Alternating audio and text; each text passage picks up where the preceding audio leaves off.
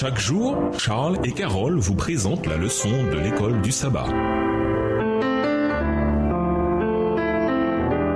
Bienvenue dans votre émission. Dieu nous parle. Nous voilà à la leçon de vendredi. Pour aller plus loin, adorer la bête et son image renvoie à Daniel 3, au moment où le roi de Babylone ordonna à Shadrach, Meshach et Abednego de s'incliner devant une statue d'or au risque d'être jetés dans une fournaise ardente s'ils refusaient. Que ce soit la Babylone d'autrefois ou la Babylone moderne, l'enjeu est le même, l'adoration. La véritable adoration découle d'une intelligence enseignée par la parole de Dieu, d'une âme transformée par son amour et d'un cœur rempli de son esprit. Alors, nous ne serons plus conformés à ce monde, mais nous vivrons selon la volonté de Dieu qui se trouve dans sa parole. Voilà notre seule sécurité. Jamais le Seigneur ne force la volonté ni la conscience de l'homme. Le malin, au contraire, a toujours recours à la contrainte par la cruauté pour contrôler ce qu'il ne peut séduire, par la terreur ou la force brutale. Il régit les consciences et s'assure les hommages. Pour y parvenir, il œuvre à travers les autorités tant religieuses que séculières pour faire appliquer des lois humaines en défiance à la loi de Dieu. Il faut, pour faire face aux épreuves qui les attendent, qu'ils comprennent la volonté de Dieu telle qu'elle est révélée dans sa parole. Ils ne pourront honorer l'Éternel que dans la mesure où ils auront une juste conception de son caractère, de son gouvernement et de ses desseins, et où ils se conformeront à ces derniers. Seuls ceux qui seront fortifiés par l'étude des Écritures pourront subsister au cours du dernier conflit. Dieu aura cependant sur la terre un peuple qui s'attachera à sa parole et qui en fera la pierre de touche de toute doctrine et le fondement de toute réforme. Ni l'opinion des savants, ni les déductions de la science, ni les credos, ni les décisions des conciles et assemblées ecclésiastiques, aussi discordants que nombreux, ne doivent être pris en considération sur un point de foi religieuse. Avant d'accepter une doctrine quelconque, il faut s'assurer qu'elle a en faveur un clair et précis « Ainsi a dit l'Éternel ». Texte tiré du livre La tragédie des siècles au chapitre 36 aux pages 518 à 519 et le chapitre 37 aux pages 522 et 523, livre écrit par Ellen G. White. À méditer, comment vivre dans l'attente de la venue de Christ et partager cette espérance sans devenir alarmiste. Attardez-vous sur la question de l'adoration. Que dit notre vie quotidienne, notre routine quotidienne sur qui ou ce que nous adorons? Comment affronter l'avenir avec confiance et non avec peur et aider les autres à faire de même. Quelle différence concrète la compréhension des événements des derniers jours fait-elle dans notre vie aujourd'hui? Au revoir. Et à demain si Dieu veut.